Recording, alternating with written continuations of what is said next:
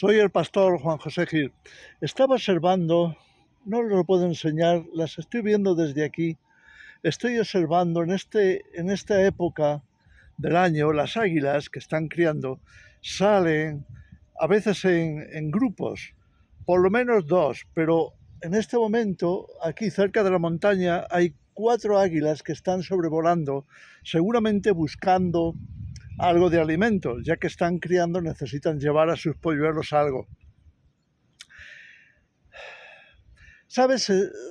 Se elevan tanto y observan tan de arriba, desde arriba, que uno se sorprende. ¿Cómo es posible que un ave, con el ojo tan pequeño como tiene, pueda observar desde tan lejos y encontrar hasta un pequeño ratón? ¿Cómo es posible? ¿Sabes? A veces nos sorprendemos porque los seres humanos estamos acostumbrados a pensar en términos de cantidad. Nos parece que cuanto más tengamos, mejor. Cuanto más grande sea una cosa, mejor para nosotros. Y ahí lo vemos, detrás de grandes coches, grandes casas, grandes empresas, todo lo grande. Incluso hay una filosofía de este tipo, ¿no? Bueno, Dios nos quiere enseñar algo muy diferente. No se trata tanto de la cantidad. Sí, se trata más de la calidad, de cómo es. Mira, cuando Dios creó al ser humano, no lo creó como el animal más grande, no lo hizo el más fuerte físicamente, no lo hizo el más poderoso, pero sí le dotó de una cualidad que ninguno de los demás animales tienen, que se llama cerebro.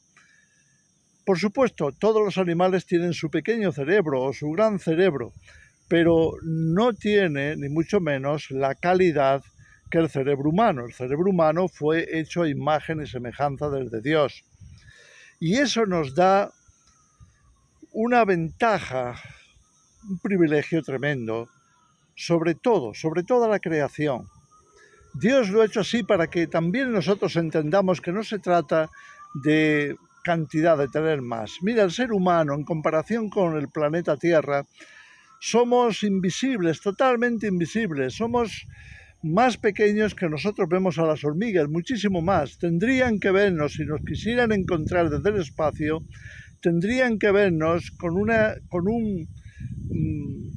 especie de telescopio, microscopio, porque lo que estarían buscando sería algo así como una célula flotando en un lugar que resulta totalmente imperceptible. Así somos los seres humanos, creados a imagen y semejanza de Dios, con una cualidad inmensa, con una calidad tremenda en comparación con el resto de la creación, pero pequeños. Dios lo ha querido así, pero es que Dios se especializa en hacer las cosas de este modo. Todo lo vemos en la Escritura, en la Biblia, está llena de ejemplos por todas partes. Hay un refrán en castellano que dice que los mejores perfumes se conservan en frascos muy pequeños, en vasos chiquititos. Y es así, porque, repito, no se trata de cuánta cantidad tenemos, se trata de qué calidad tiene aquello que tenemos.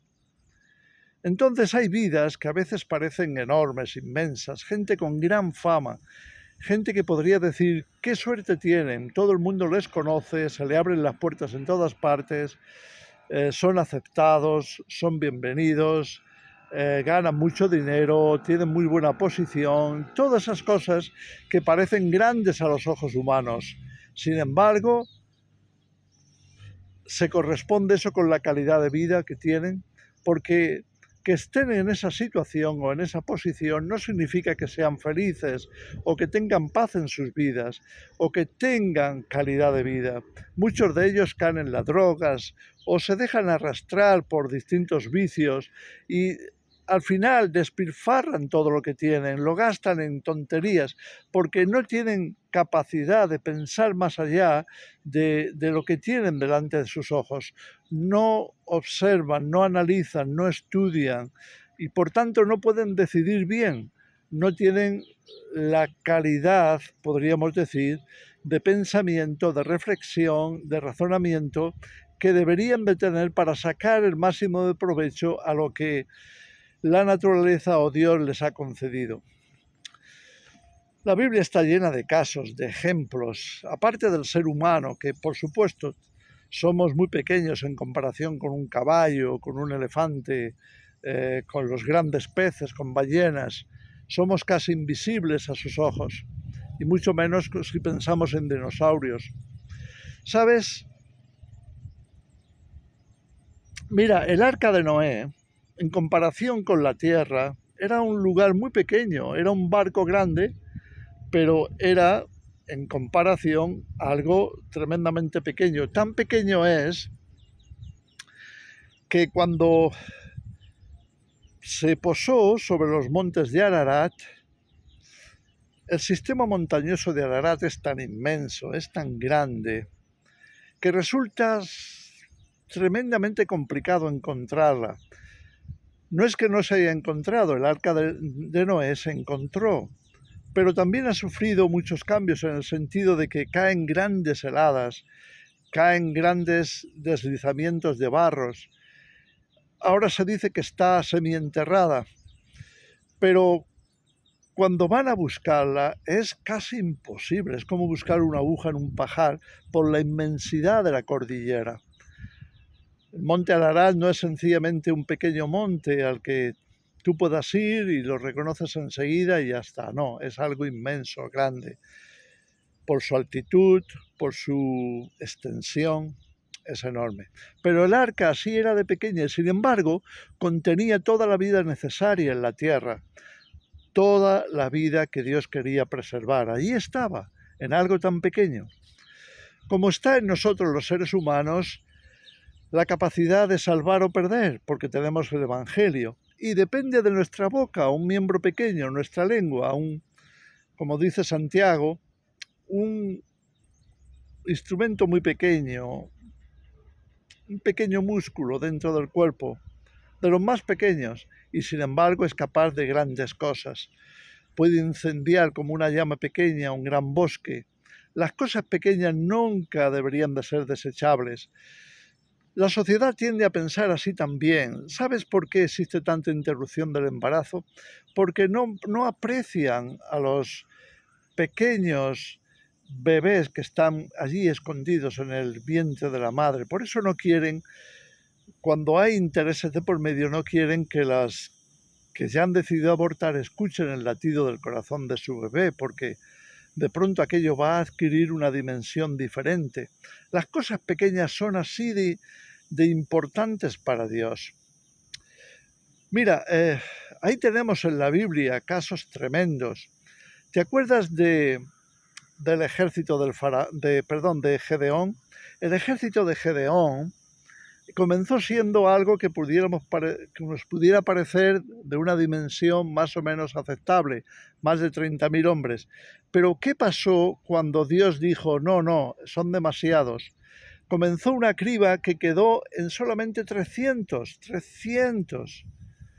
y se tenían que enfrentar a otro ejército de 120.000. ¿Qué pueden hacer 300 delante de 120.000? No parece que mucho, pero Dios lo quiso así para que el ser humano entendiéramos, especialmente sus hijos, que somos los que le prestamos atención. Él quiso que nos diéramos cuenta de que cuando Dios está en ello, no importa si es poco o es mucho. Es así. También leemos esa escritura. Para Dios no es importante salvar con muchos o con pocos. Y esto lo dijo Jonatán, el hijo del rey Saúl, cuando él con su paje de armas iban a enfrentar a todo un campamento de enemigos. Y finalmente les vencieron. En otras palabras, los dos vencieron a un batallón. ¿Por qué? Porque Dios estaba ahí, Dios estaba con ellos. La calidad, lo que Dios hace, eso es lo que cuenta. Así que aunque tenemos a un David en la Biblia, muy pequeño en comparación con el gigante Goliat, sin embargo, David le vence. ¿Y por qué le vence? Le vence porque no se trata de cantidad, sino de inteligencia, sabiduría, inspiración de Dios, gracia de Dios, presencia de Dios. Esto es lo que nos hace grandes. Y esta es la cualidad del remanente. ¿Sabes? En el Nuevo Testamento Jesús dijo tantas parábolas en los evangelios y muchas de ellas tenían que ver con cosas pequeñas. Por ejemplo, un grano de mostaza, una simiente de mostaza. Dice que es tan pequeña que apenas es perceptible, apenas se puede ver. Pero después se hace una gran hortaliza, se hace algo suficientemente grande como para que vengan a anidar las aves. Pero nos pone el ejemplo de una pequeña moneda que se pierde en una casa, o nos pone el ejemplo de un poco de levadura que es metida en la masa y la fermenta por completo. Son muchísimos los ejemplos. La propia semilla del sembrador es algo tremendamente pequeño. El trigo sembrado puede ser cebada, o puede ser avena, o puede ser centeno.